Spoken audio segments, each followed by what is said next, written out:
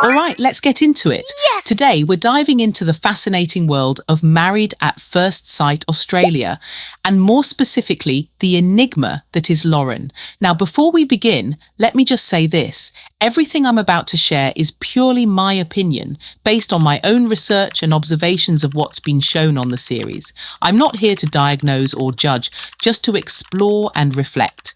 Think of this as a little psychological deep dive, served with a side of tea and a sprinkle of excitement. So grab your cuppa, settle in, and let's unpack Lauren's very interesting journey.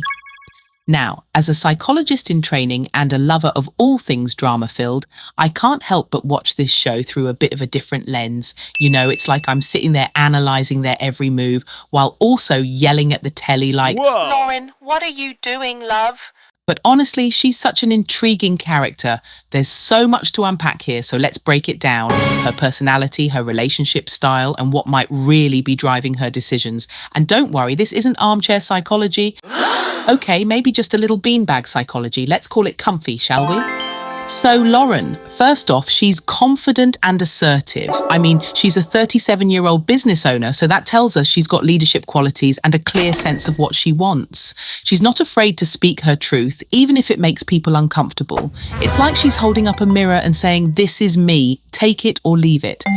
But here's where it gets really interesting. She's highly autonomous. Remember how she left her first marriage early on?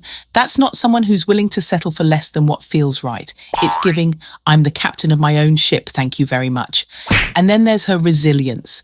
Most people would be like, one failed MAFS marriage, that's enough for a lifetime. But Lauren, oh no, she's back for round 2 as an intruder, strutting in like, did you miss me? That kind of emotional durability. It's impressive and maybe just a little idealistic. Now, when it comes to relationships, Lauren's behaviour hints at some interesting attachment clues. She might lean towards being avoidant or even anxious avoidant. I mean, her early exit and her composed, almost guarded vibe suggest that emotional intimacy might feel a bit overwhelming for her, or maybe it's just a matter of trust. Because let's be real, trusting the MAFS process, that's a big ask. But here's the thing, Lauren's boundaries are on point. She's not one to stick around if things feel off, which is great. Unless, of course, those boundaries are actually walls she's built to protect herself. It's a fine balance, isn't it?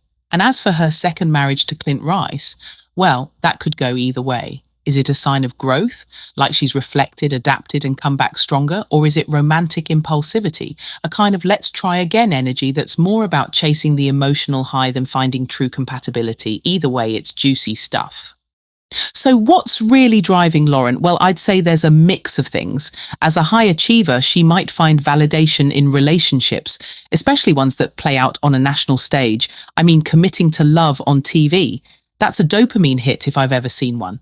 But then there's this tug of war between control and vulnerability. Lauren seems like someone who likes her moves calculated, her risks measured.